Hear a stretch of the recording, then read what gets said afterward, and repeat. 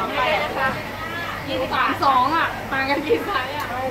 ให้ด้วยนะคะ20 บาทคือไงอ่ะว่าฟองน้ำไม่มีค่ะ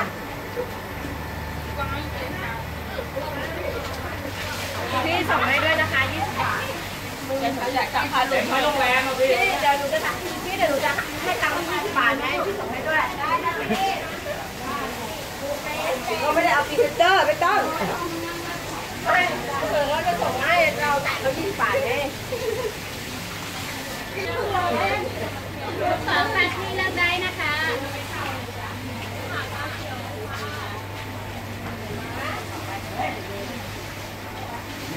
น่าดังอุ้ยยาหนูพรีเซนเตอร์ด้วยใช่ไหมคะพวกมังกรนะคะต่อคนไหนเนี่ยฮะ